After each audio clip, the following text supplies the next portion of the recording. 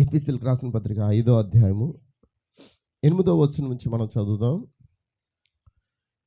మీరు పూర్వమందు చీకటి ఉంటిరి, ఇప్పుడైతే ప్రభునందు వెలుగై ఉన్నారు. వెలుగు ఫలము సమస్త విధములైన మంచితనము, నీతి, సత్యమును వాటిలో కనబడుచున్నది.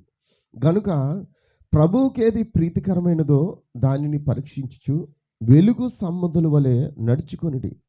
నిష్ఫలమైన అంధకార క్రియలో పాలివారై ఉండక వాటిని ఖండించండి. యాలయనగా అట్టి క్రియలు చేయువారు రహస్యమందు జరిగించే పనులను గూర్చి మాట్లాడుటైనను అవమానకరమై ఉన్నది. సమస్తమును ఖండింపబడి వెలుగు చేత ప్రత్యక్షపరచబడును. ప్రత్యక్షపరచున్నది ఏదో అది వెలుగే కదా. అందుచేత నిద్రించుచున్న నీవు మేల్కొని మృతుల్లో నుండి లెమ్ము, క్రీస్తు నీ మీద ప్రకాశించునని ఆయన చెప్పుచున్నాడు. దినములు చెడ్డవి గనక మీరు సమయమును పోనీక సద్వినియోగం చేసుకొనొచ్చు. అజ్ఞానుల వలె కాక జ్ఞానుల వలె నడుచుకున్నట్లు జాగ్రత్తగా చూచుకొనుడి. ఇందు నిమిత్తం మీరు అవివేకులు కాక ప్రభు యొక్క చిత్తమేంటో గ్రహించుకొనుడి. మరియు మద్యముతో మత్తులై ఉండకుడి, దానిలో దుర్వ్యాపారం కలగదు. అయితే ఆత్మపూర్ణులై ఉండుడి.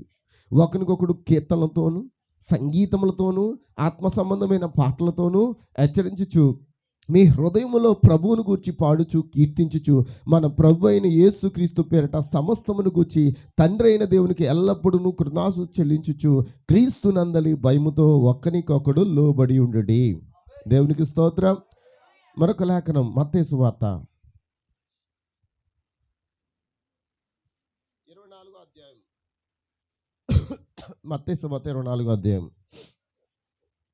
2వ వచనం మొదటి నుంచి చదువుతున్నాను.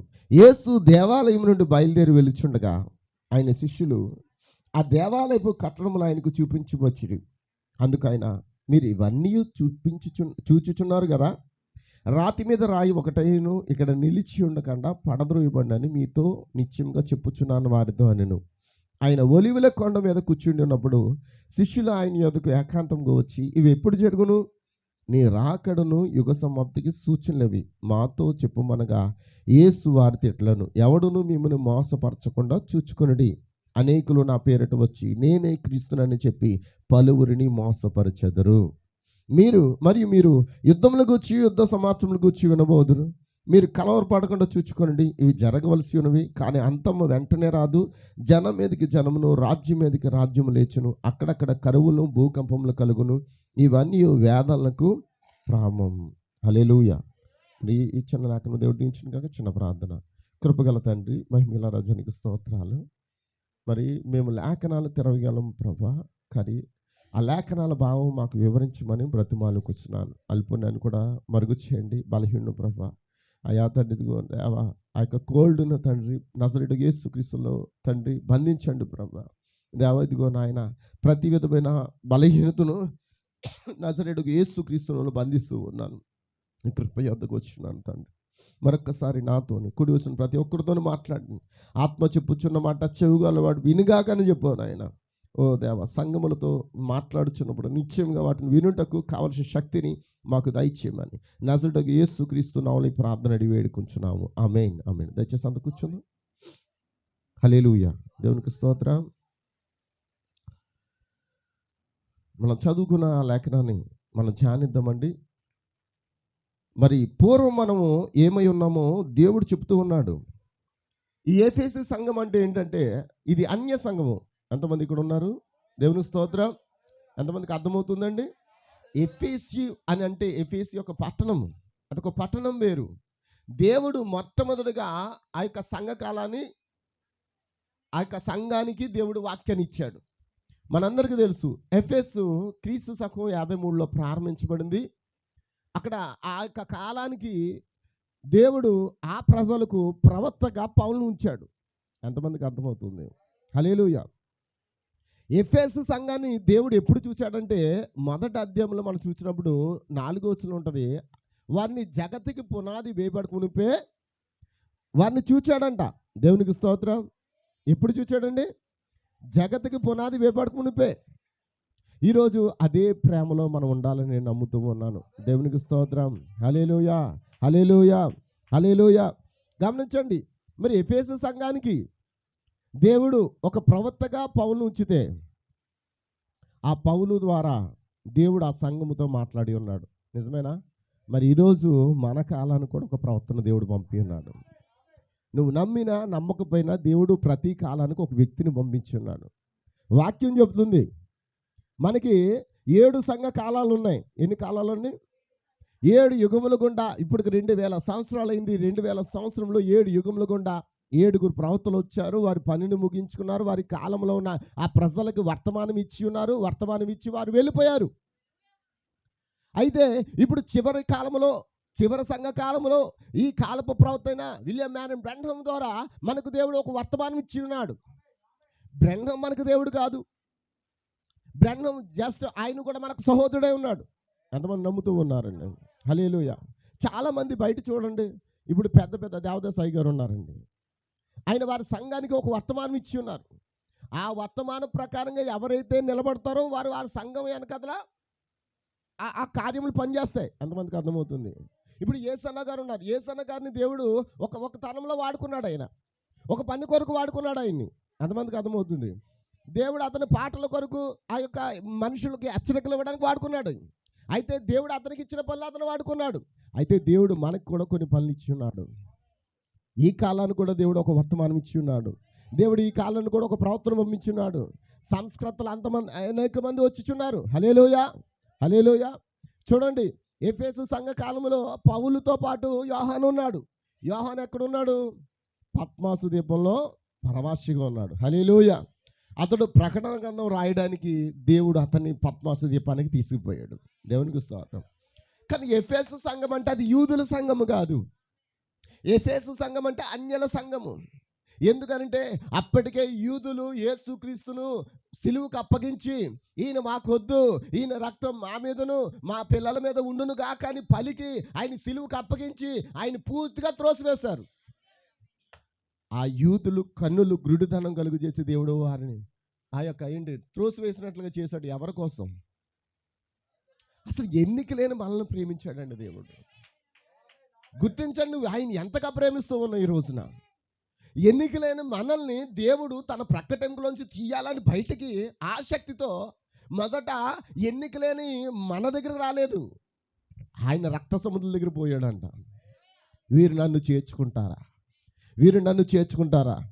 అప్పటికే వారు యెహోవాను ఆరాధిస్తూ ఉన్నారు, ఆ ధర్మశాస్త్రాన్ని పాటిస్తూ ఉన్నారు, అన్నీ చక్కగా జరుగుతూ ఉన్నాయి. అయితే వారు ఏం చేశారంటే ఆ యేసును గుర్తుపెట్టలేకపోయారు. ఎంతమందికి అర్థమవుతుందండి? వారు బోధిస్తున్నారు. ఏమని బోధిస్తున్నారు? ఏమని బోధిస్తున్నారు? ఇదిగో కన్యక గర్భవతి కుమారుని కన్ను, ఆయన భుజం మీద రాజ్యభారం ఉండును, ఆయన ఆశ్చర్యకరుడు, ఆలోచనకర్త, నిత్యుడగు తండ్రి, సమాధానకర్త, అధిపతి అని ఆయనకి పేరు ఉంటుంది. హల్లెలూయా అని బోధిస్తూ ఉన్నారు. ఆ కన్యక గర్భమును పుట్టిన ఆ యేసుని, లేకపోతే ఆ యెహోవా దేవుడిని, ఆ వాక్యాన్ని ఇప్పుడు నడుచుకుంటూ వారి యొద్దకు వచ్చినప్పుడు ఎవ్వరు ఆయన కూడా చేర్చుకోలేకపోయారండి. దేవునికి స్తోత్రం, దేవునికి స్తోత్రం. ఆమేన్, హల్లెలూయా. ఎందుకు ఈ విషయం చెప్తున్నానో తెలుసా? మన కాలానికి పంపబడిన ఒక వ్యక్తిని మనం కూడా ఏం చేయలేకపోతున్నాం, గుర్తించలేకపోతున్నాం. అసలు వాక్యం ఏం చెప్తుందంటే, దేవుని క్రియ అంటే నేను ఎవరినైతే మీ వద్దకు పంపి ఉన్నానో వారిని చేర్చుకున్నట్టే దేవుని క్రియ అని బైబిల్ చెప్తుంది. ఈరోజు నా దేవుని క్రియ చేయకుండా మనం ఏం చేస్తున్నాం? క్రియలేని విశ్వాసం. ఏమన్నాడు? మృతం అన్నాడు. క్రియలేని విశ్వాసం. ఏంటి ఆ క్రియ అంటే? నేను మీ కొరకు సంఘముల కోసం, ఒకసారి చదవండి ప్రకటన గ్రంథము 22 అధ్యాయం 16 వచనం. ఎవరైనా ప్రకటన గ్రంథం 22 అధ్యాయం 16 వచనం. సంఘముల కోసము ఈ సంగతులను గూర్చి సాక్ష్యమిచ్చుటకు యేసును నేను నా దూతను పంపి ఉన్నాను. నేను దావీదు వేరు చిగురును, సంతానమును, ప్రకాశమైన మానమైన వేకువ చుక్కనై ఉన్నాను. దేవుని స్తోత్రం. ఎవరి కోసం పంపించాడండి? ఎవరి కోసం? సంఘం అంటే ఈరోజు మనం నేర్చుకున్నాం కదా, చర్చ్ అంటే ఏంటి? చర్చ్ అంటే సంఘం, సంఘం అంటే మనము. నిజమేనా? మన కోసం దేవుడు ఒక దూతను పంపాను అని చెప్పాడు. ఆయన దూత అని ఉంది కానీ దేవదూత అని రాలేదు. దూత అంటే సింగులరా ప్యూలరా? ఒక్కడా ఇంకా మరి ఎక్కువగా ఉన్నారా? ఒక్కడే. అంటే ప్రతి కాలానికి దేవుడు ఒక వ్యక్తినే పంపుతాడు. హల్లెలూయా. నోవాహు తరంలో నోవాహునే పంపి ఉన్నాడు. మోషే తరంలో మోషేనే పంపి ఉన్నాడు. అబ్రహాం తరంలో అబ్రహాం ఒక్కడే ఉన్నాడు.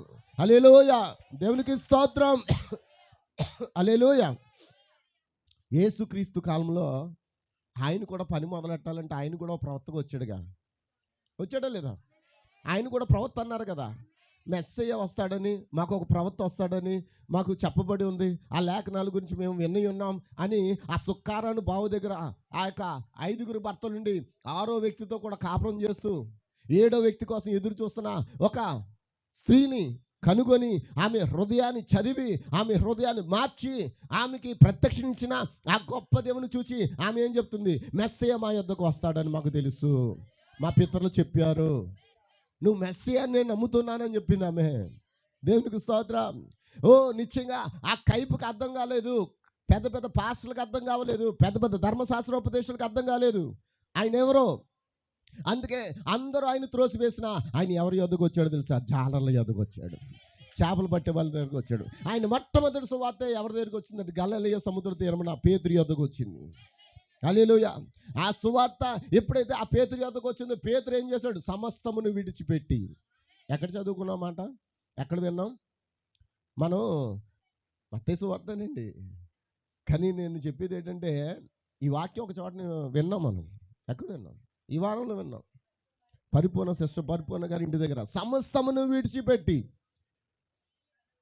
నీవే నా దిక్కని, నీవే నా సమస్తమని, నీవే నా నిత్య జీవపు మాటలు గలవాడమని చెప్పుతూ.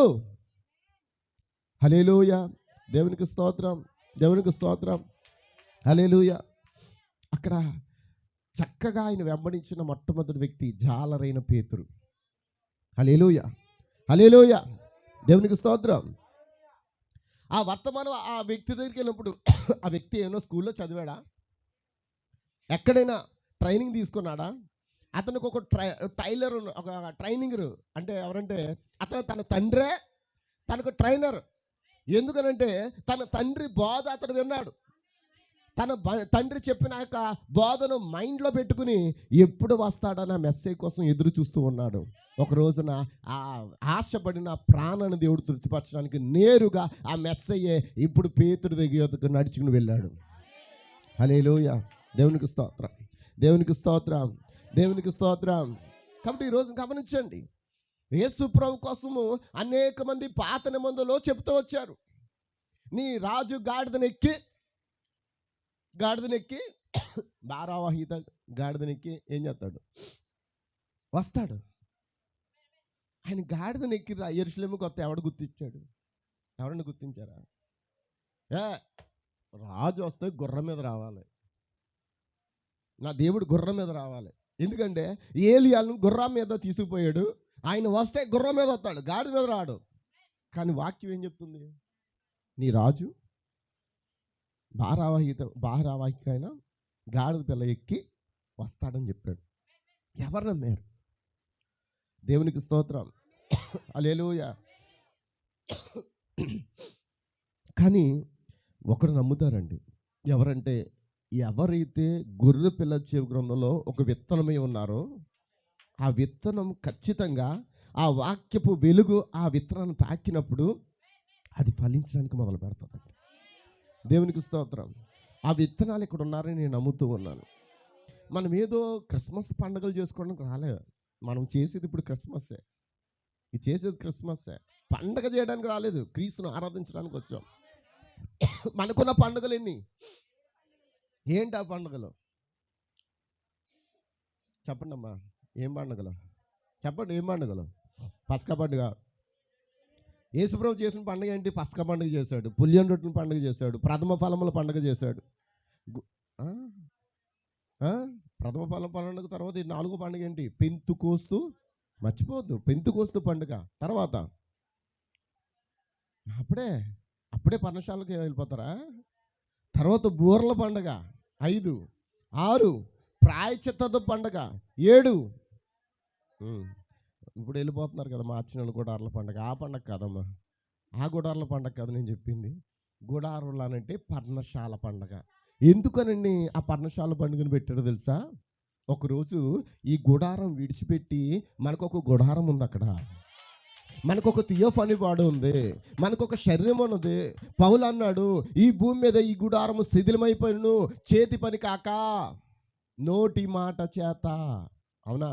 మీరు చదువుకోవాలనుకుంటే 2 కొరింథీయులు రాసిన పత్రిక 5వ అధ్యాయంలో మొదటి వచనం నుంచి ఉంటుంది. అది చేతి పని కాక దేవుని మాట చేత సిద్ధపరిచిన గుడారం మనకొకటి ఉన్నది. నిజమేనా? దేవునికి స్తోత్రం, దేవునికి స్తోత్రం. హల్లెలూయా. మీరు డల్లగా ఉంటే దేవుడు ఇంకా డల్లగా ఉంటాడు. ఆయన మీతో మాట్లాడాలని చాలా ఆశపడుతున్నారు. మీరు ఇంకా అలా నీరసంగా ఉంటే నాకు ఇంకా నీరసం వచ్చేది. హల్లెలూయా.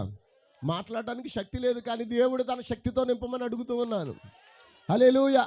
ఎంతమంది తెలుసుకొని ఆశపడుతూ ఉన్నారు. మనం చీకట్లో ఉన్నామా ఒకప్పుడు.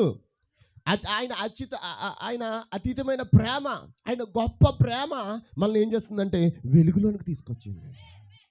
నిజమేనా? చీకట్లో ఉన్న మన బ్రతుకులు ఎక్కడికి వచ్చాయి? వెలుగులోకి వచ్చిన తర్వాత వెలుగు సంబంధులు ఎలా ఉంటారు? వెలుగు సంబంధులుగానే జీవిస్తారు. చీకటి సంబంధులు చీకటి కార్యాలు చేస్తూ, రహస్యమైన కార్యాలు చేస్తూ వారు ఏం చేస్తారు? చీకట్లోనే ఉంటారు. దేవునికి స్తోత్రం, దేవునికి స్తోత్రం. ఆమేన్, ఆమేన్, ఆమేన్. ఏమి నేర్చుకున్నాం ఇప్పుడు? ఏమి నేర్చుకున్నాం? అమ్మా చెప్పండి ఏంటి అమ్మా? ఇప్పుడు చీకట్లోంచి మనం ఎక్కడికి వచ్చాం? యేసు ప్రభుని ఆ దినాలు ఎవ్వరూ చేర్చుకోలేదు. చేర్చుకున్న తర్వాత కొద్దిమంది, ఫ్యూ మెంబర్స్. యేసుక్రీస్తు సంఘం ఎంతమంది? ఇంకా చెప్పచ్చు, వేళ్ళతో లెక్కపెట్టి చెప్పచ్చు అంటే యేసుక్రీస్తు సంఘం. ఇంకా చెప్పండి. మార్త, మరియా, లాజరు ఆయన సంఘంలో విశ్వాసలే. రహస్యంగా వెంబడించిన యాయీరు, రహస్యంగా వెంబడించిన నికోదేము, హల్లెలూయా, రహస్యంగా వెంబడించిన జక్కయ్య భార్య అన్న ఆ సంఘంలో విశ్వాసులై ఉన్నారు. దేవునికి స్తోత్రం, దేవునికి స్తోత్రం. హల్లెలూయా, హల్లెలూయా. ఆయన సంఘంలో ఉన్న వాళ్ళు 12 సంవత్సరాల నుంచి రక్తస్రావంతో బాధపడుతున్న ఒక స్త్రీ ఆయన సంఘంలో ఉన్నది. బేతెస్దా కోనేరులో 38 సంవత్సరాల నుంచి కుంటివాడు, ఊచకాల చేతులు కలవాడు, పక్షవాయుత రోగి అతడు. తర్వాత ఎవరు? గుడ్డి భర్తమాయ్. ఎంతమందికి అర్థమవుతుంది? అతి చిన్న సంఘము. దేవుడు అటువంటి సంఘాన్ని ప్రేమిస్తూ ఉన్నాడు. ఆయన వేల సంఖ్యలో లేడండి, వందల సంఖ్యలో లేడండి. మనం వెనకతలు ఏదో పొగ వేసుకుంటే దేవుడు వస్తాడు అనుకుంటారు. వేయాల్సింది పొగ ఎక్కడంటే ఎదరా. ఏంటి ఆ పొగ? అమ్మ చెప్పండి. ప్రార్థనని ధూపం ఇవ్వడం అనేసి ఇప్పుడు ఏం చేస్తున్నారంటే, ఏం చేస్తున్నారు? వెనకతలు ఏం చేస్తున్నారండి? పొగ. ఈ పొగలో ఆయన రాడు. ఇక్కడ వేసే ధూపానికి ఆయన వస్తాడు. అవునా కదా? అది మన సంతోషం పెట్టుకోవడానికి మనం ఏంటంటే అలాంటివన్నీ క్లబ్లో జరిగి అన్నీ తీసుకొచ్చి, ఇప్పుడు దెయ్యం ఎక్కడ తీసుకొచ్చి పెట్టింది? ఆరాధనలో తీసుకొచ్చింది. నిజమే. ఆడి పని ఏంటి? నేను ఆరాధించబడాలి. ఆడే ఆరాధించబడుతున్నాడు. బైబిల్ అదే చెప్తుంది. ఇప్పుడు ఆయన ఎక్కడున్నాడు? ఈ చివరి కాలంలో ఎక్కడున్నాడంట? లవోదిక సంఘకాలంలో ఎక్కడున్నాడంట? ద్వారం వద్ద నిల్చుని తట్టుచున్నాడు. మరి ద్వారం వద్ద నుండి తడితే ఇప్పుడు ఆయన ఎక్కడుండాలి? బయట ఉన్నాడు కాబట్టి తడుతున్నాడు. ఎవరైతే తలుపు తీస్తారో ఒకసారి చదవండి. ప్రకటన గ్రంథము 3వ అధ్యాయము. ప్రకటన గ్రంథం 3వ అధ్యాయం తీయండి. దేవునికి స్తోత్రం. తీసారా? 19వ వచనం. నేను ప్రేమించి వారిని గద్దించి శిక్షించున్నాను గనుక నీవు ఆసక్తి కలిగి మారు మనసు పొందుమో. ఇదిగో నేను తలుపు నొద్ద నుండి నిలిచుండి తట్టుచున్నాను. ఎవడైనను నా స్వరం విని తలుపు తీసిన ఎడల నేను అతని యొద్దకు వచ్చి అతనితో నేనును, నాతో కూడా అతన్ను, నేను జయించువాని నా తండ్రితో కూడా ఆయన సింహాసనం మందు కూర్చుండిన ప్రకారం జయించువాని నాతో కూడా నా సింహాసనం మందు కూర్చొని ఇచ్చేదను. హల్లెలూయా. సంగములతో ఆత్మ చెప్పుచున్నమాట చెవిగలవాడు. నిజమేనా? ఆమేన్. దేవునికి స్తోత్రం. హల్లెలూయా. మనం ఏ కాలంలో ఉన్నాం? ఇది 7th చర్చ్ ఏజెస్, లేకపోతే 7వ సంఘ కాలంలో మనం ఉన్నాం. మధ్యలో అనేక మంది ఆ యొక్క సంస్కృతులు వచ్చారు. ఎవరు? ఐరేనియస్ వచ్చాడు, మార్టిన్ వచ్చాడు, కొలంబో వచ్చాడు, మార్టిన్ లూథర్ వచ్చాడు, జాన్ వెస్లీ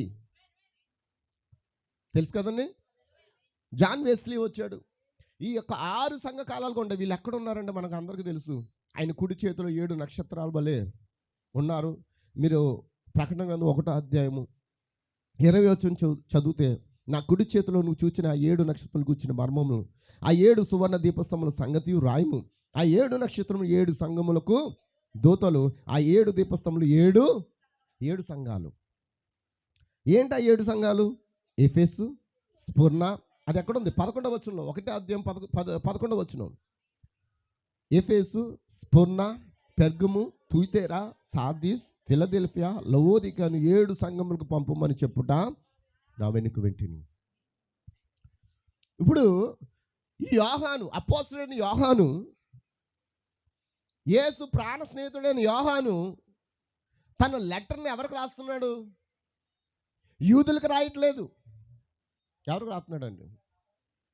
ఎవరికి రాస్తున్నాడు? సంఘ కాలాల్లో ఉన్న తన ప్రజల కొరకు రాయిస్తున్నాడు.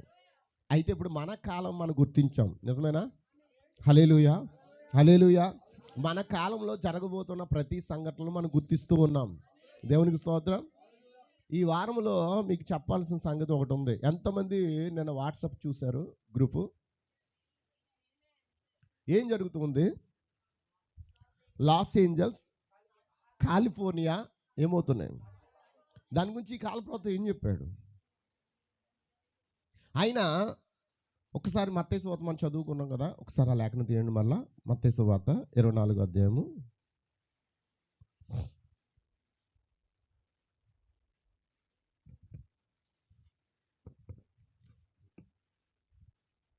చూడండి 3వ వచనం. ఆయన ఒలివల కొండ మీద కూర్చుని ఉన్నప్పుడు శిష్యులు ఆయన ఎదుకు ఏకాంతంగా వచ్చి, ఇది ఎప్పుడు జరుగును? నీ రాకడికి యుగ సమాప్తికి సూచనలేమి అని చెప్పాడో లేదో సూచనలు. మళ్ళీ ఒక చోట ఉంటాడు, ఈ సంగతులు తెలుసుకుంటాం మీ పని. మరి ఎవరి పని? 2000 సంవత్సరాల క్రితం శిష్యులు అడిగారంట, ప్రభువా నీ రాకడికి యుగ సమాప్తికి సూచనలు ఏంటి ప్రభువా అని అడిగితే కొన్ని సంఘటనలు చెప్పాడు. కానీ వీటిని తెలుసుకుంటా మీ పని. మరి ఎవరి పని? ఎవరి పని? ఆయన వధువు ఇక్కడ ఉందా? ఆయన విత్తనం ఇక్కడ ఉందా? ఆయన విత్తనం నువ్వైతే ఖచ్చితంగా అది నీ పని ఉన్నది. అందుకే ఆ దినాల్లో జరగలేని కార్యాలన్నీ ఇప్పుడు ఎక్కడ జరుగుతున్నాయి? ఇప్పుడు జరుగుతున్నాయా? ఏం జరుగుతున్నాయి? అక్కడక్కడ యుద్ధాలు జరుగుతున్నాయా? ఎక్కడెక్కడ?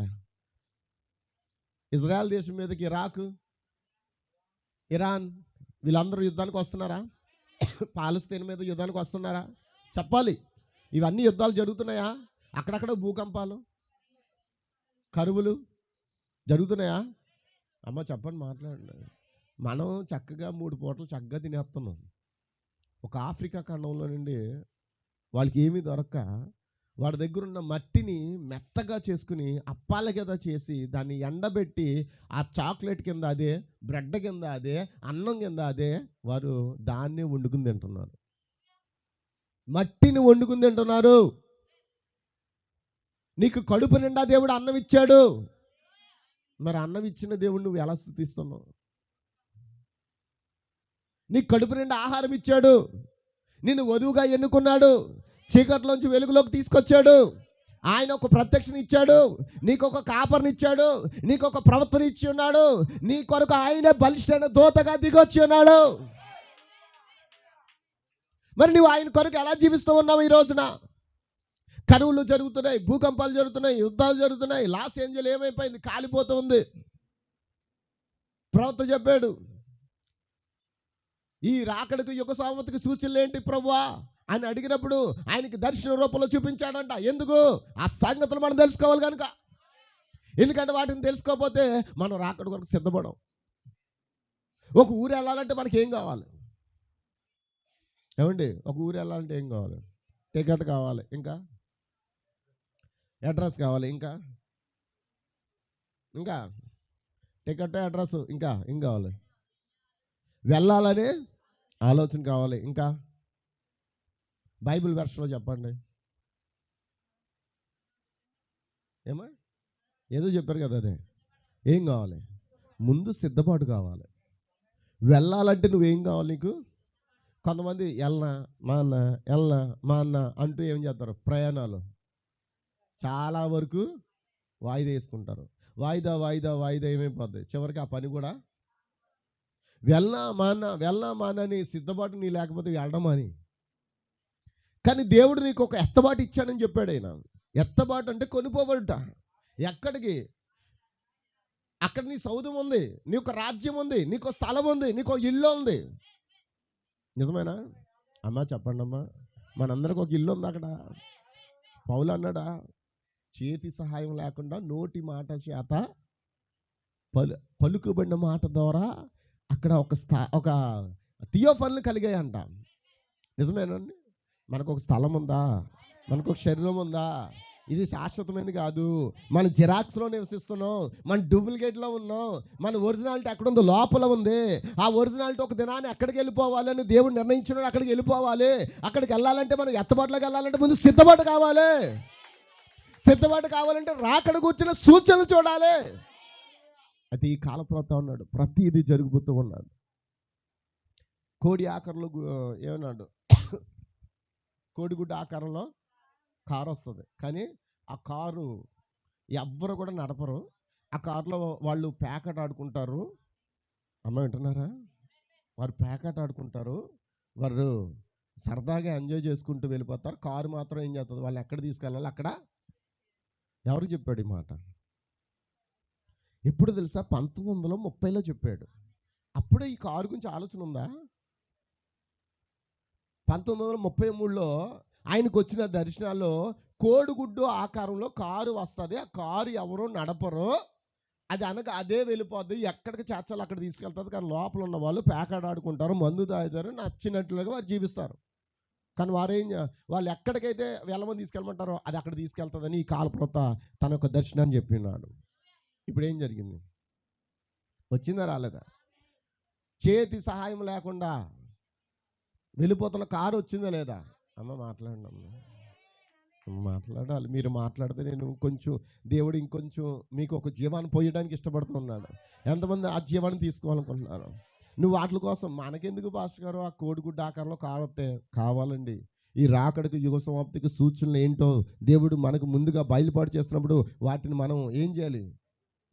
తప్పక మనం వాటిని గమనించాలి. దేవునికి స్తోత్రం. ఇంకేం చెప్పాడు? ఆయనకు వచ్చిన దర్శనాల గురించి ఏమైనా ఐడియా ఉందా? హల్లెలూయా, దేవునికి స్తోత్రం, హల్లెలూయా. చాలా సూచనలు చెప్పాడు ఆయన. అమ్మా ఇంకేంటి? నేను ఒకసారి చెప్పాను 7 విజన్స్ కోసం. ఏమండి ఏంటి? స్త్రీ ఎన్నిక అవుతుంది. అమెరికా దేశంలో స్టార్టింగ్ నుంచి ఇప్పటి వరకు ప్రధాని ఒక స్త్రీ అనేది ఎన్నికవ్వాలి. మన ఇండియానైతే ఒక స్త్రీ ఎన్నిక ఎవరు? రాజీవ్ గాంధీ భార్య ఇందిరాగాంధీ. సో మళ్ళీ సోనియా గాంధీ కూడా చేశారు. వాళ్ళు సోనియా గాంధీ చేయలేదు, ఇందిరాగాంధీ చేసింది. నిజమేనా? సరే, అయితే అమెరికా దేశాన్ని ఇప్పటి వరకు కూడా ఎవ్వరూ ఏలబడలేదు. అమెరికా దేశం అంటే ఎంత అనుకుంటున్నారు? మీ అందరికీ తెలుసండి. యునైటెడ్ స్టేట్స్ అంటే ఎంత ఉంటుంది అనుకుంటున్నారు? మ్యాక్సిమం ఒక చిన్న దీవి కాదండి. ఒక అండమాన్ దీవిలాగా మనకు ఓపేలాండ్ ఉందా, అంత చిన్న దీవి కాదండి. మన ఇండియాని 3 చిత్రపటాలు తీసుకెళ్ళి ఆ ప్లేస్లో పెట్టచ్చంట. యునైటెడ్ స్టేట్స్ అంటే ఏంటనుకున్నారా? మన ఇండియా దేశంను 3 భాగాలు చేసి ఆ యొక్క చిత్రపటంలో ఆ యొక్క భూభాగంలో పెడితే అంత ప్లేస్ ఉంటుందంట. అదే అమెరికా అంటే.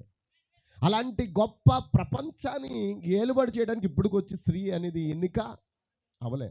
మొన్న చేసింది ఎవరంటే స్త్రీ కాదు, వైస్ ప్రెసిడెంట్గా ఆమె వచ్చింది.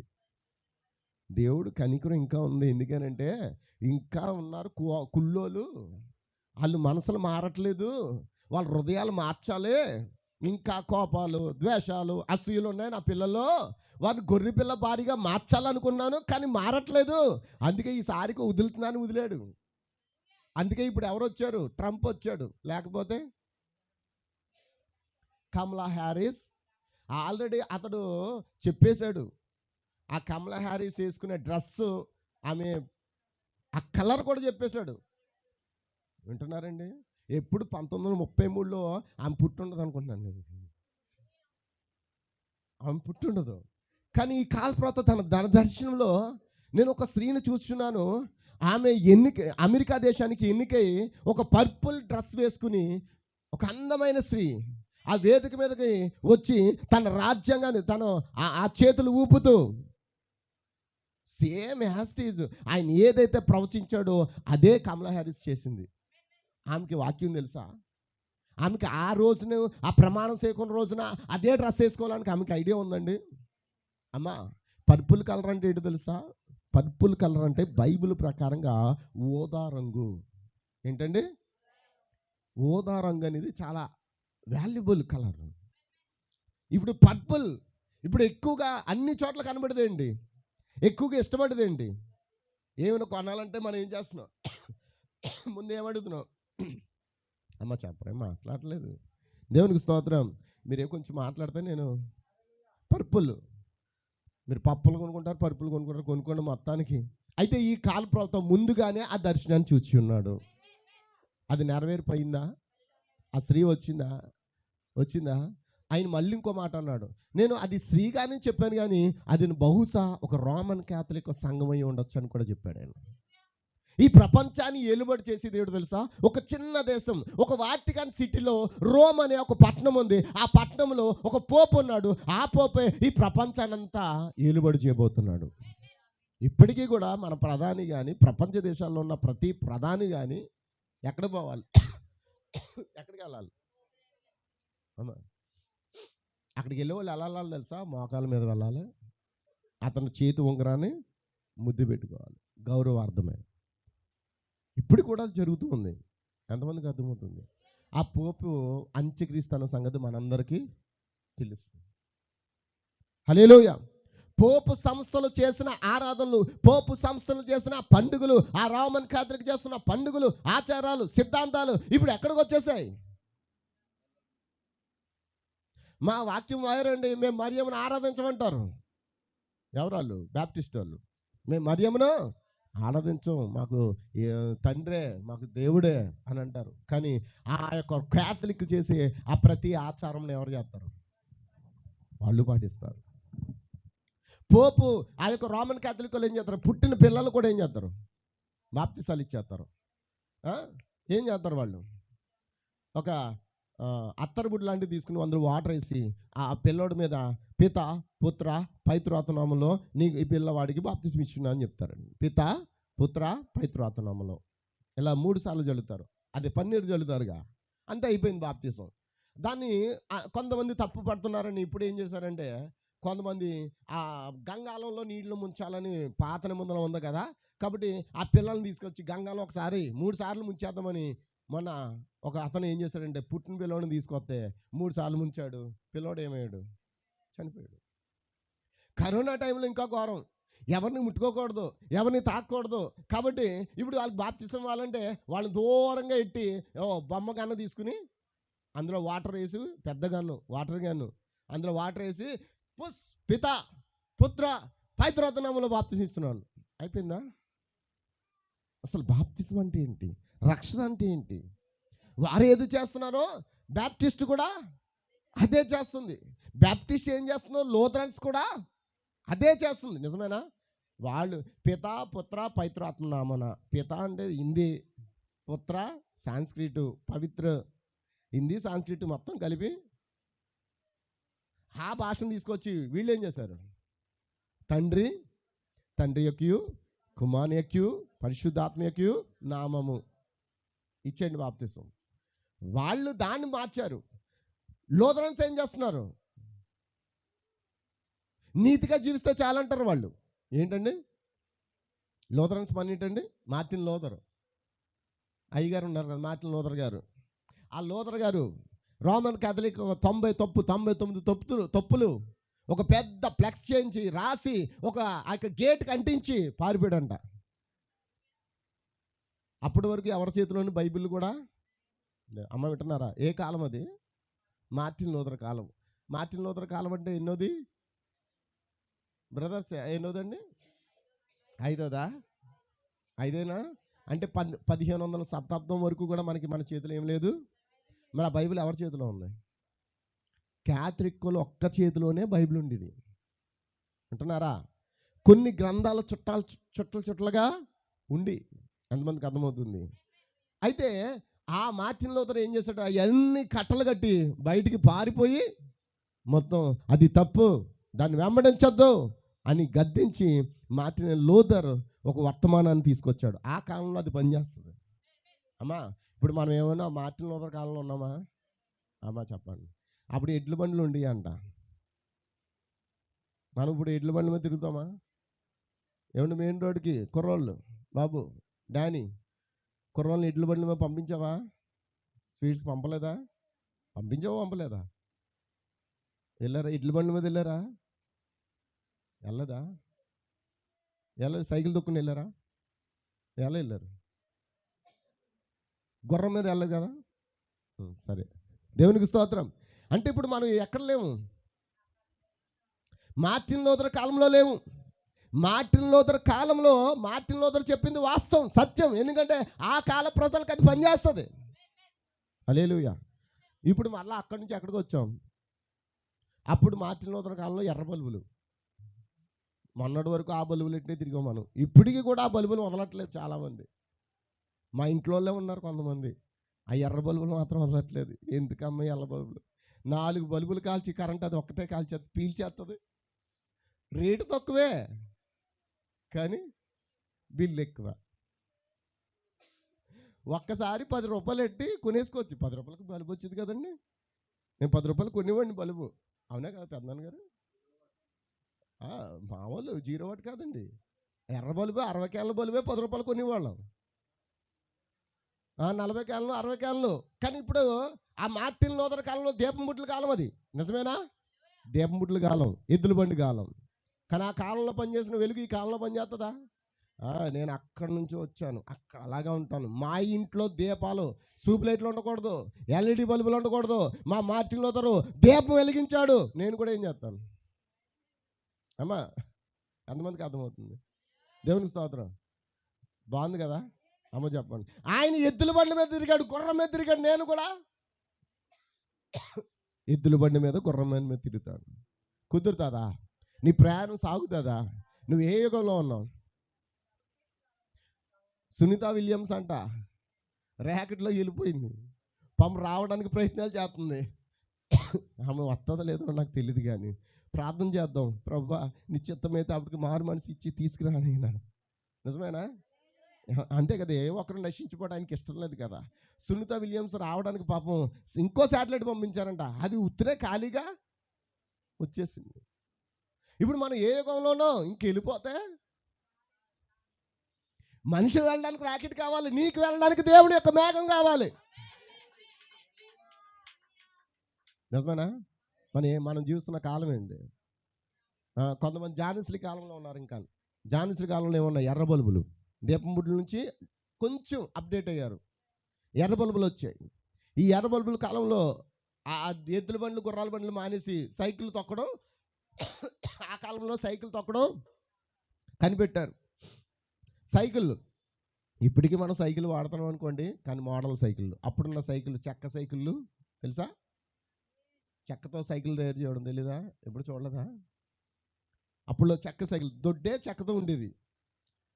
కానీ ఆ కాలంలో ఎర్ర బల్బులు వాడారు. కానీ ఆ కాలంలో జాన్ వెస్లీ బోధించిన కరెక్ట్. అతను ఏమన్నాడంటే, మార్టిన్ లూథర్ మీరు నీతిగా జీవించండి చాలు, నీతిగా ఉంటే చాలు. మనం కూడా ఏమంటాం? దేవుడు చూడలేదేంటి? దేవుడు నేను ఎలా ఉన్నాను దేవుడు చూడలేదా అంటాం మనం. మనకి నోటికి ఏదొస్తే దేవుడు ఏమన్నాడంటే, నీ లోపల ఏముందో అదే పైన చేస్తామంట. లోపల ఒకటి ఉంచుకుని పైకి ఏం చెయ్యం, అది నటించడం అంటారు.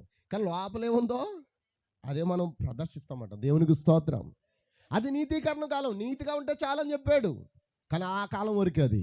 జాన్ వెస్లీ వచ్చాడు, నీతిగా ఉండడమే కాదు, మనం తిరిగి బాప్తిసం పొందాలి, నాకు బాప్తిసం ఇవ్వండి అని శుద్ధీకరణం పొందుకున్నాడంట. ఆ శుద్ధీకరణ తీసుకొచ్చాడు. ఆ జాన్ వెస్లీ ప్రవేశపెట్టిందే మెథడిస్టులు, బ్యాప్టిస్టులు అందరూ కూడా అదే చేశారు. నిజమేనా? వారు తండ్రి కుమార పరిశుద్ధాత్మ నామములో బాప్తిసం మొదలుపెట్టారు. చివరికి ఈ కాలంకి వచ్చేటోడికి ఇదేంటండి, లవోదిక కాలం. దేవునికి స్తోత్రం. అందరూ ఆమని చెప్తారా? హల్లెలూయా. నేను ముగిస్తాను. ముగించమంటారా? ముందుకెళ్దామా? దేవునికి స్తోత్రం. లవోదిక సంఘకాలంలో ట్యూబ్లెట్స్ వచ్చాయి, వెలుతురు పెరిగింది. నిజమేనా? మీకు కూడా చెప్తున్నాను ఒక విషయం. అది ఎద్దుల బండ్ల కాలము, జాన్విశ్రీ కాలం ఏమో కార్లు, లేకపోతే ఏంటది చిన్న చిన్న వాహనాలు తయారు చేసిన కాలం. లవోదిక సంఘ కాలానికి వచ్చేటప్పటికి విమానాలు కూడా వచ్చేసాయి. నిజమేనా అమ్మా? చెప్పాలి. విమానాలు ఉన్నాయా? విమానం పైకి వెళ్తుంది, మళ్ళీ కిందకు వస్తుంది, ఇంకా పైకి వెళ్ళి ఉండిపోదు. కానీ ఈ కాలం మనం లవోదికను కూడా దాటేసి మళ్ళీ అక్కడికి వెళ్ళాం తెలుసా అమ్మా? లవోదికలో లేము. ఇది లవోదిక కాలమే. ఎవరికి? లవోదికలో ఉన్నవారికి. మనం చీకటిని దాటి వెలుగులోకి వచ్చి ఉన్నాం. ఎంతమందికి అర్థమవుతుంది? వెలుగు అంటే ఏంటి? ఆది యందు దేవుడు ఏదైతే ప్రారంభించాడో మళ్ళీ అక్కడికి వచ్చాం. ఆది ఉన్న సంఘం ఏంటి? ఎఫెసు సంఘం. ఎఫెసు సంఘానికి ఏం చెప్పాడు? మీరు జగత్తు పునాది వేపుడిపే ఆయన ప్రేమ చేత మిమ్మల్ని దేవుడు కొనుక్కున్నాడని. మళ్ళీ మనం ఆ కాలంలోకి వచ్చి ఉన్నాం. అయితే ఇప్పుడు మనం పైకి వెళ్తే మళ్ళీ కిందకు వచ్చేది ఏమి? నిజమేనా? దేవునికి స్తోత్రం, దేవునికి స్తోత్రం. హల్లెలూయా, హల్లెలూయా, దేవునికి స్తోత్రం. మనకి ఎన్ని జీవులు ఉన్నాయి? మనకి ఉన్నది ఒకే జీవి. సారీ, మనకి ఎన్ని జీవులు ఉన్నట్టు మీరు 4 అని చెప్పారు. మనకు 4 జీవులు లేవు. ఉన్నది సింహం కాలం అయిపోయిందా లేదా? సింహం కాలం అయిపోయిందా లేదా? మరలా వస్తాడు ఆయన. యోధా గోత్రపు ఎవరి కోసం? దేవుడా, ఆయన మీ కోసం సింహం వల్లే వస్తే మీరు తీర్పు పాలవుతారు. ఆయన గొర్రె పిల్లగా వస్తే, కృపామయుడిగా వస్తే మనం ఏమవుతాం? కృపను. ఇప్పుడు మనం ఎదురు చూస్తుంది ఎవరి కోసం? యోధా గోత్రపు సింహం కోసమా, పెండ్లి కుమారుడు కోసమా? చెప్పాలి. యోధా గోత్రపు సింహం ఎవరి కోసం వస్తుందో తెలుసా? ఒకసారి వచ్చింది, కన్యక గర్భవతి కుమారునిగా అన్నమాట. ఆ సింహరాశి ఇప్పుడు మరలా యూదుల కోసం రాబోతుంది. హల్లెలూయా, దేవునికి స్తోత్రం. ఈ మధ్యలో మనం ఏమవుతాం? ఎత్తబాటు జరగవలసి ఉన్నది. దేవునికి స్తోత్రం. నిజమేనంటారా? మనకి ఎత్తబాటు ఉందంటారా? అమ్మ మాట్లాడలేదు. ఎత్తబడే ప్రజలు ఇక్కడ ఉన్నారా? ఉంటే నువ్వు ఆమెను చెప్తావు. హల్లెలూయా.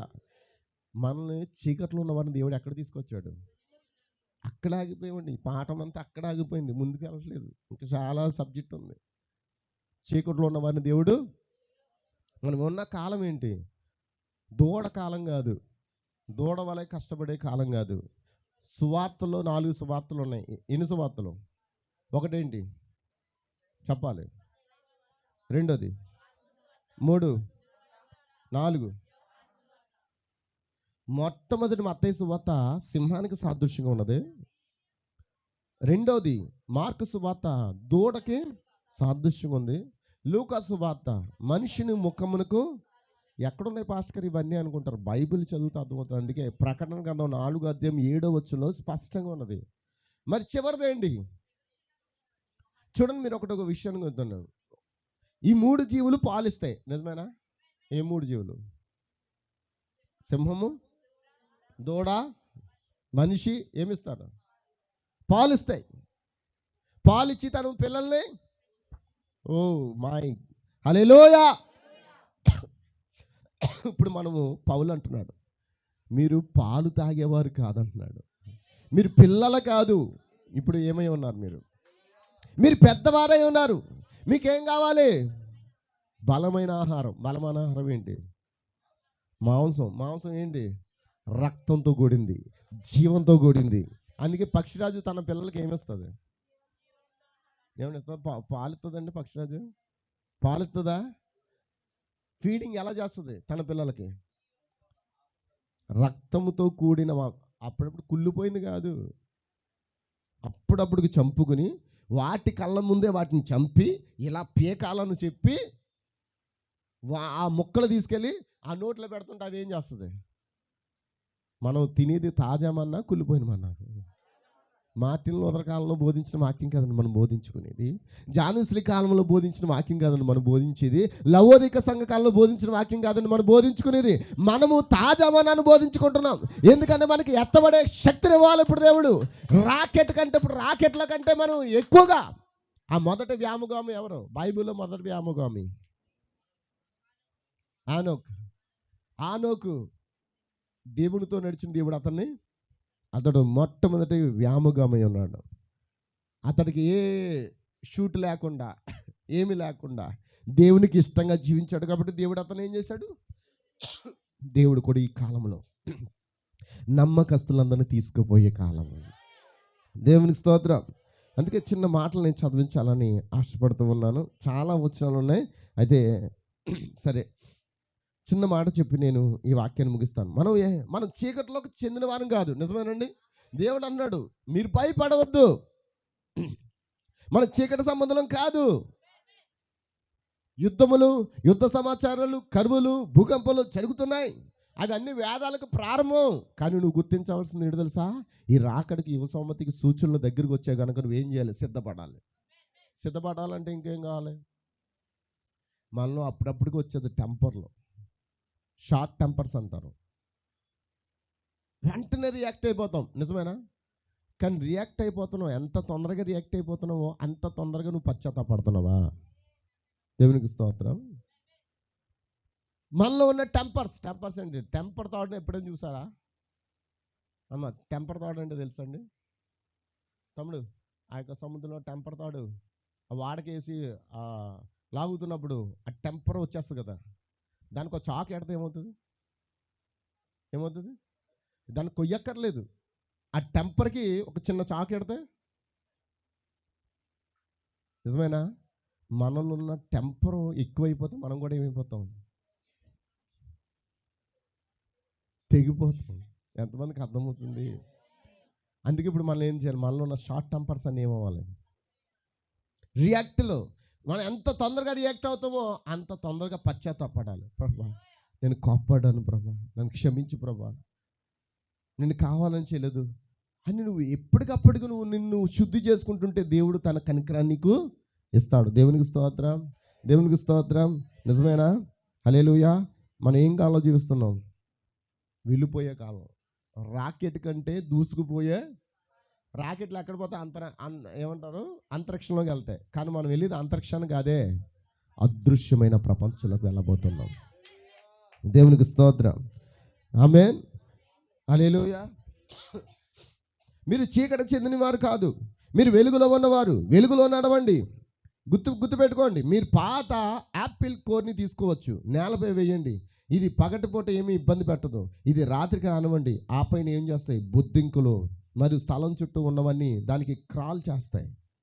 అంటే తినేసిన యాపిల్ పండు సగం తినేసి భూమి పాడేసాం అనుకోండి, ఏమవుతుందండి?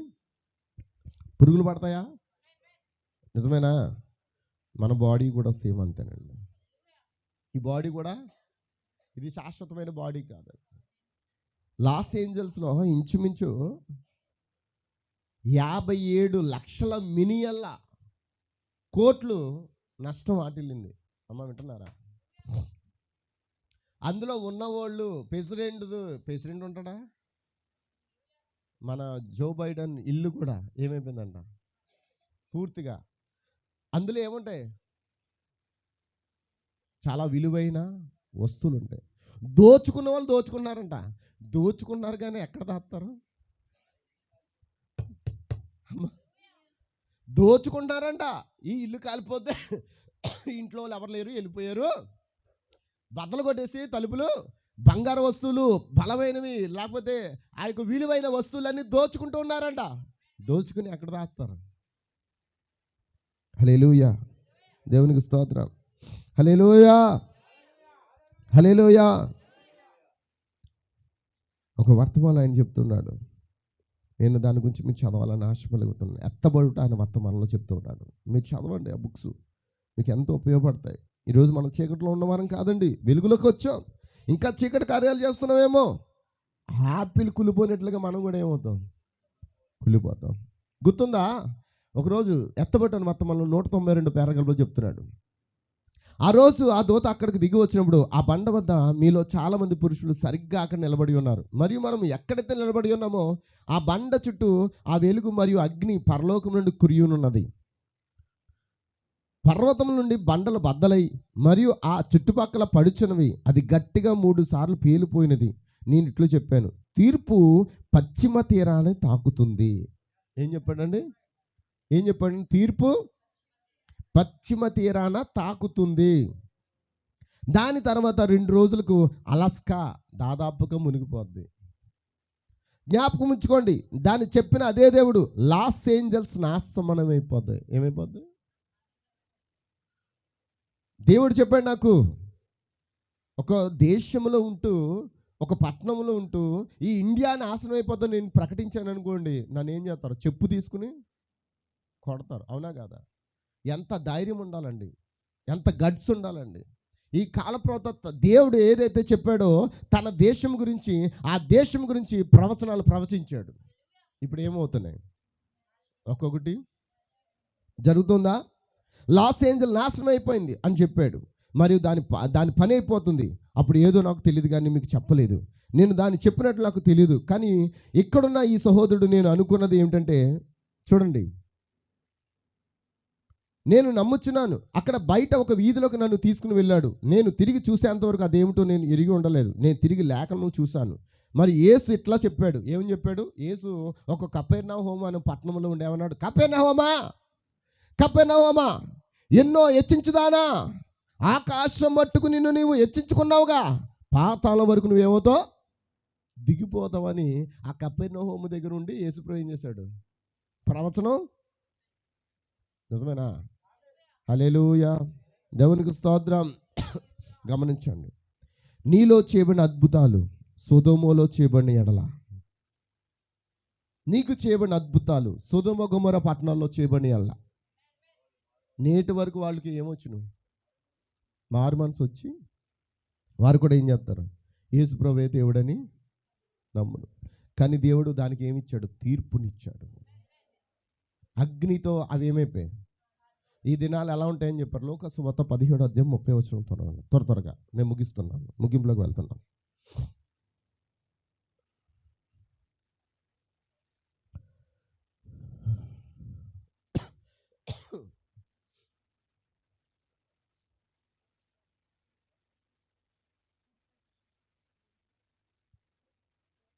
చదవండి. ఆ ప్రకారమే మనిషి కుమారుడు ప్రత్యక్షమగు దినమున జరుగును. ఆ దినమున మిద్ది మీద ఉండివాడు, ఇంటి నుండి వాడు దిగకూడదు. అలాగే పొలంలో ఉండేవాడు లోతు భార్యను జ్ఞాపకం చేసుకోండి. ప్రాణమును రక్షించుకున్నవాడు వాడు దాన్ని పోగొట్టుకున్నవాడు దాన్ని సజీవంగా కాపాడుకోండి. హల్లెలూయా. దాని ముందు ఒక వచనం ఉంటుంది, ఏముంటుందంటే, లోతు దినముల వలె ఈ దినములో జరుగును అని అన్నాడా? నోహు దినంలో జరిగినట్లుగానే ఇప్పుడు లోతు దినాలు జరిగినట్లు. ఇప్పుడు మరి లోతు దినాలంటే ఏంటి? సొదొమ గొమొర పట్టణాలు కాలిపోట. మరి ఇప్పుడు ఏమైపోయాయి? లాస్ ఏంజల్స్, కాలిఫోర్నియా కాలిపోతున్నాయి. ఎందుకు లాస్ ఏంజల్ కాలిపోతుందో తెలుసా? ఈ కాలప్రవక్త మాట చెప్పాడు, ఇక్కడ స్త్రీలు ఎవరు కూడా అసహించుకోకూడదు, తప్పుగా భావించకూడదు. ఎంతమందికి అర్థమవుతుంది? దేవుడు చెప్పాడు కాబట్టి, దాన్ని ఎందుకు కాల్ చేస్తున్నాడో చెప్పాడు కాబట్టి, అది అలాంటి క్రియలు మనలో ఉండకూడదని దేవుడు హెచ్చరిక చేస్తున్నాడు. అంతేనా? నేను ఉన్నట్టు చెప్తున్నాను. నేను ఏది దాచుకోలేదు. అలా దాచుకుంటే నేను ఒక నిజమైన సేవకుని కాదు. దేవునికి స్తోత్రం. గమనించండి, ఈ కాలప్రవక్త చెప్తూ ఉన్నాడు దాని గురించి. ఇంకా మరియు ఈ సంగతులని పలికి మరియు ఈ సంగతులని జరిగించిన అదే దేవుని యొక్క ఆత్మ అక్కడ ఇట్లు పలికాడు, ఓ కపెర్నహూము పట్టణమా, దేవదూతల పేరుతో లాస్ ఏంజల్స్ అని నీవు పిలుచుకున్నదానా. ఏం పిలుచుకుంటుంది? Los Angeles. లాస్ అంటే ఏంటి? నష్టపోయిన దూతలు, పడిపోయిన దూతలు, ఎవరు పడిపోయిన దూత? లూసిఫర్. లాస్ ఏంజల్స్ అని నీవు పిలుచుకున్నదానా, నిన్ను నీవు ఆకాశం మట్టుకు ఏ విధంగా హెచ్చించుకున్నావు కదా, సాతానుకు మూలము మరియు సింహాసనమైన చోటుకు నిన్ను నువ్వు హెచ్చించుకున్నావు. బోధకులకు వారికి అది ఒక సమాధుల దొడ్డు వంటిది. మంచి వ్యక్తులు అక్కడికి వెళ్ళి మరియు ఎలుకల వల్లే మరణిస్తారంట. ఎక్కడికి చచ్చిపోతే కాశీకి పోయి చచ్చిపోవాలరా. క్రైస్తవులు కూడా అనుకుంటారు చచ్చిపోతే లాస్ ఏంజల్కి పోయి. అర్థమవుతుందన్న మాటలు? అర్థమైందా? చచ్చిపోతే లాస్ ఏంజల్కి పోయి చచ్చిపోవాలి, ఎందుకంటే అంత అందమైన పట్టణం. దేవునికి స్తోత్రం. హల్లెలూయా. గమనించండి, దేవదూతల పేరుతో నువ్వు పిలుచుకునేదానా, నీలో చేయబడిన అద్భుతాలు సొదొమలో చేస్తే అది నేటి వరకు నిలిచి ఉండదు, అయితే నీ గడియ వచ్చి ఉన్నది. మరియు గమనించి చూడండి, అది అట్లు కాని ఎడల నేను ఒక అబద్ధ ప్రవక్తను అని చెప్తున్నాడు. ఈ కాల ప్రవక్త ఏం చెప్పాడు? అలా జరగకపోతే నేను ఒక, ఎంతమంది నమ్ముతున్నారు? హల్లెలూయా. లాస్ ఏంజల్స్ గురించి చిన్న మాట చెప్పాడు. ఇక్కడ కొద్ది కాలం వరకు మనము లాస్ ఏంజల్స్లో నేను క్యాంప్ మైదానం వద్ద కాచుకుని ఉన్నాను. ఒక క్యాంప్ మైదానంలోకి వెళ్ళాడు, ఒక మైదానంలో క్యాంప్ వేసుకున్నాడు. లాస్ ఏంజల్స్లో మీటింగ్స్ కోసం వెళ్ళాడు ఈ కాలప్రవక్త. వింటున్నారా? నేను కారులో పోవచ్చుంటుని, అమ్మ వింటున్నారా, బాధ పెట్టుకోవద్దే, పాస్టర్ గారు ఎలా చెప్పేశారని అనుకోవద్దు. ఇది ఏంటంటే ఆయన యొక్క రాకడను సూచించు ప్రకాశించడి ఎర్రని దీపం అనే వర్తమానం చెప్పాడు. ఆయన యొక్క రాకడను సూచించు ప్రకాశించడి ఎర్రని దీపం 63వ సంవత్సరము 6వ నెలలో జూన్ నెలలో బోధించి ఉన్నాడు. ఇక్కడ ఏమన్నాడంటే, ఇక్కడ కొద్ది కాలంలో మనము లాస్ ఏంజల్స్లో నేను క్యాంప్ మైదానం వద్ద కాచుకుని ఉన్నాను. నేను కారులో పోవచ్చుంటిని, మరి ఒక చిన్న స్త్రీ, ఒక అందమైన బాలిక, చాలా అందమైనది, రోడ్డుపై పోవచ్చుండెను. మరియు ఆమె ప్రదర్శనకు వెలుచున్నదని నేను అనుకుంటుని. మరియు ఆమె తన ముందు భాగంలో ఒక 6 లేక 8 అంగుళముల వెడల్పు గుడ్డను ధరించి ఉండును. ఎంతంట అమ్మా? ప్రదర్శన పోతుంది, ఎంత ధరించిందంట? 6 లేక 8 అడుగులు కాదు, 8 అంగుళాలు. 6 అంగుళాలు అంటే ఎంత? అరముక్క. అడుగులు అరముక్క.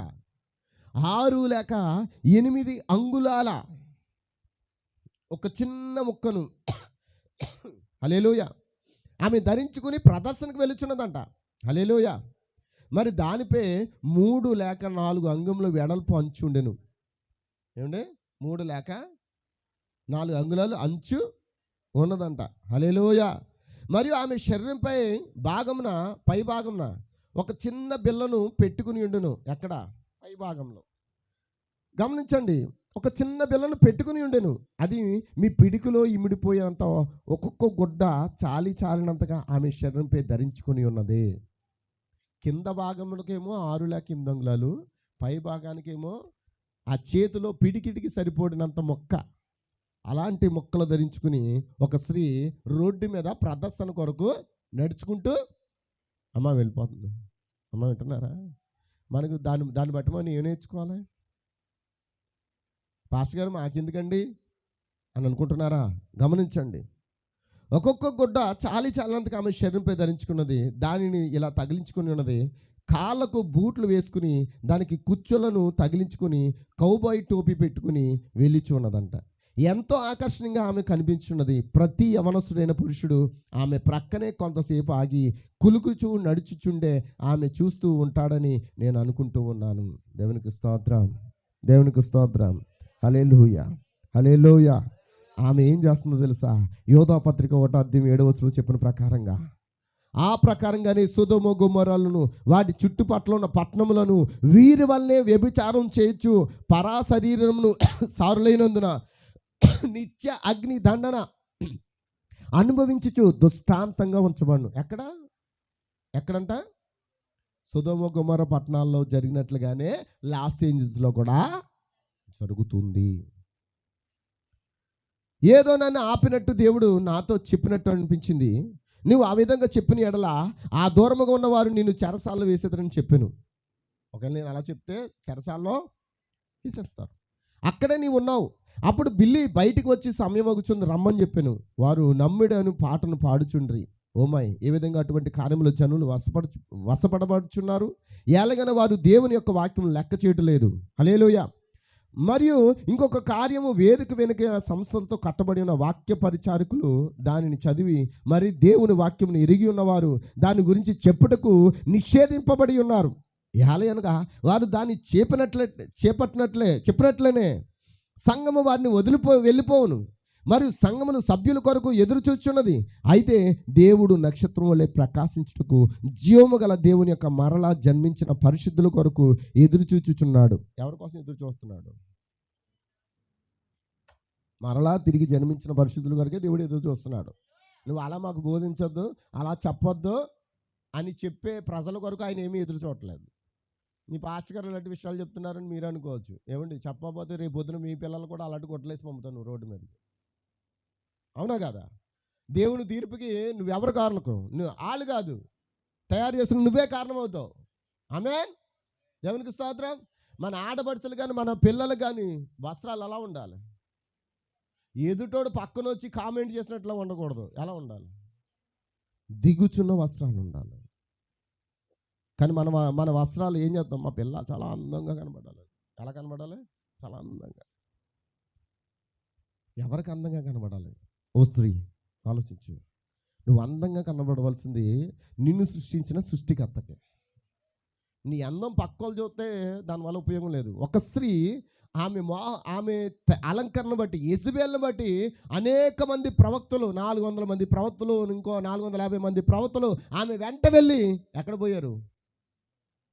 నరకన పోయారా? అందరు తలలు ఏమయ్యా? ఏలి ఏం చేశాడు?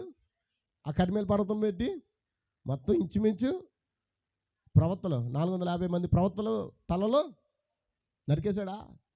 దేవునికి స్తోత్రం. త్వరలో దాన్ని వెంబడించిన మనం కూడా అలా పోవచ్చేమో.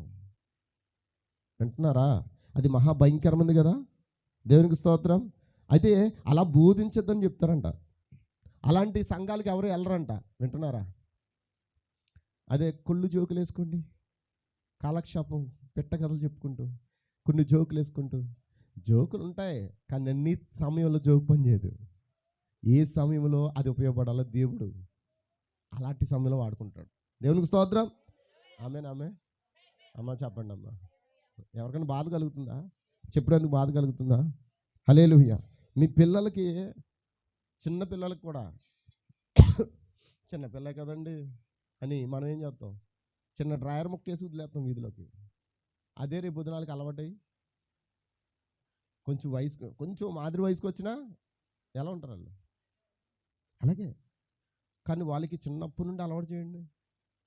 ఒక మాట చెప్పమంటారా? పిల్లలకి బట్టలు కొనడానికి బయటికి వెళ్తే మా అబ్బాయికి ఎక్కడ చూసినా అప్పుడులోని చాలా చిరిగిపోయిన ప్యాంట్లే కదా. ఈ టాన్ జీన్స్ అంటున్నారు. ఏదో ప్యాంట్ అని తెచ్చి ఇచ్చాం. కొత్త బట్టలు తెమ్మంటే పాత బట్టలు తెచ్చామంటున్నాడు. మరి ఇది కొత్త బట్టలు అంటే ఇది చిరిగి ఉందరండి. చిరిగింది నాకు వద్దు. ఏమంటున్నాడు? చిరిగింది నాకు వద్దు. ఎందుకంటే ఇక్కడ కొంతమందికి తెలుసు, చిరిగిన షర్ట్ కూడా వేసుకోడాడు. చిరిగిన షర్ట్ వేసుకోడు. నేను ఎలా ఉన్నానో అలాగే ఉండాలనుకుంటాడు. ఎందుకంటే నేను ఒక మాదిరిగా ఉండాలి నా కుటుంబానికి. మరి తల్లిదండ్రులారా మీరు ఎలా ఉండాలి మీ పిల్లలకి? అమ్మ చెప్పండి. నిజమేనా? దేవునికి స్తోత్రం. ఇక్కడ మనం కూడా ఇతరులకు ఎలా ఉండాలి? హల్లెలూయా. కానీ లాస్ ఏంజల్స్లో ఎలా ఉన్నారంట? 6 అంగుళాలు గుట్టముక్క తీసుకుని రొట్టు మీదకి వెళ్ళిపోతున్నారంట. అదే ఫ్యాషన్ ఇప్పుడు ఎక్కడికి వచ్చింది? ప్రతి చోటకి వచ్చింది. మన ఇండియాకు కూడా వచ్చేసింది ఆ దరిద్రం. ఇండియాలో కూడా వచ్చింది. గోవా ఇప్పుడు ఏమైపోయిందంటే వైజాగ్ బీచ్, హైదరాబాద్ ఫ్యాషన్ షోలు అంటూ ఆకులు ధరించుకుంటారు. ఇప్పుడు ఏదైనా తోటలో ఆవ ధరించుకున్న అంజురపాకుల్లాగా ఇప్పుడు ఆకులు ధరించుకుని రోడ్డు మీదకి వస్తున్నారు. దేవునికి స్తోత్రం. అయితే ఇప్పుడు మనం ఎక్కడ ఉన్నాం? లాస్ ఏంజల్స్ని దేవుడు తీర్పుకు అప్పగిస్తే ఈ పట్టణాలను కూడా దేవుడు ఏం చేస్తాడు? అయితే వధువు భూమి మీద ఉంటుండగా ఏ విపత్తును దేవుడు భూమి మీదకి రానియడు. నువ్వు ఇంకా అలా ఉన్నావంటే నీకు ఏదో అవకాశం ఇచ్చాడు దేవుడు. కరోనా కూడా దాటిపోయావంటే నీకు ఇంకేదో. నిజమేనా? చాలామంది అనుకున్నారు కరోనా వచ్చినాను కూడా నేను బతికేశాను. ఎందుకు బతికావో తెలుసా నాయనా? నువ్వు ఇంకా ఏదో సరి చేసుకోవాల్సింది ఉంది. నువ్వు ఇంకా ఏదో, ఒకవేళ నువ్వు నీతిగా జీవించుంటే మన పీటర్ గారు వెళ్ళిపోయారుగా. అలాగే ఆయన 10 దినాలు ఇచ్చాడంటే దేవుడు అవకాశం సరి చేసుకోవడానికి. ఆయన అంటాడు, ఆఖరి మెసేజ్లో చెప్పాడు ఆయన, నేను వెళ్ళిపోతాను, దేవుడు నాకు కంచె తీసేశాడు, ఈ 10 దినాలు నేను ఏదైతే చేశానో ప్రతిదాన్ని దేవుని సన్నిధిలో ఒప్పుకుంటూ కన్నీరు కాచి ఏడుస్తున్నా అని చెప్పాడు ఆయన. ప్రాణం అంటే ఎవరికైనా ఆశ. ఆఖరి క్షణంలో ఫోన్ చేసి హాస్పిటల్ కోసం తిరిగి బెడ్ కోసం వెతికితే బెడ్ దొరికిందిరా బాబు అని ఎక్కితే ఆయన తెచ్చుకున్నాక ఇంజక్షన్ చేయగానే ఆయనకి ఏమైంది? ఊపిరి కాస్త. ఎంతమందికి అర్థమవుతుంది? అది నేను చెప్పేది తెలుసా? నువ్వు కానీ నీతిగా జీవించుంటే అప్పుడే పోదువేమో. ఇంకా మనలో నీతి లేదని నేను అంటున్నాను, మనలో యథార్థత లేదని అంటున్నాను, మనలో సరైన క్రమము. అందుకే దేవుడు సరి చేసుకోవడానికి మరొక అవకాశం ఇచ్చాడు. దాన్ని ఏం చేద్దాం మనం? మీ పాస్టర్ గారికి ఎలా బోధించొద్దని చెప్తారా? అలా చెప్పేవారిని దేవుడు ఎన్నడూ కూడా తన రాజ్యంలోకి తీసుకోడంట. ఎంతమందికి అర్థమవుతుంది? కాబట్టి నేను ముగిస్తూ ఉన్నాను. మనకు రాకడికి, యుగ సమాప్తికి సూచనలు అంటే ఆ సూచనలు ఇప్పుడు ఆల్రెడీ ఏమవుతున్నాయి? జరిగిపోతున్నాయి. అయితే మరలా మరొక సంవత్సరం మనం ఈ ప్రతిష్ఠ దినమును జరుపుకుంటామో లేదో తెలీదు. ఈ యొక్క సంవత్సరంలోనే ఏదో ఒక రోజున ఒక ఉదయకాల సమయంలో దేవుడు మనల్ని తీసుకుపోతాడేమో. మనం ఏం చేయాలి? సిద్ధపడాలంటే ఏం చేయాలి? నియమిక దినాలు దేవుని సన్నిధిలో రావాలి. కంపల్సరీ మనం ఏం చేయాలి? ప్రభు రాత్రి భోజనాన్ని, అది మన విధి. నువ్వు ఎత్తబడాలంటే ఆ ఒక్కటే మార్గమే ఉన్నది. ఎంతమంది మారాలని ఆశ కలిగి ఉన్నారు? ఎంతమంది మారిపోతారు? ఎంతమంది మారిపోయారు? ఒకవేళ తీర్మానం చేసుకుంటావేమో, ఆ తీర్మానం మీద నువ్వు నిలబడకపోతే నువ్వు చేసిన తీర్మానం మీద ఆయన నిలబడతాడు. ఆ తీర్మానం తీర్చేంత వరకు కూడా నేను వంచేస్తాడు. హల్లెలూయా. కాబట్టి ప్రార్థిద్దామా? అందరూ కూడా ప్రార్థిద్దామా? ప్రార్థించండి. దేవునికి స్తోత్రం. అందరూ కూడా ప్రార్థించండి.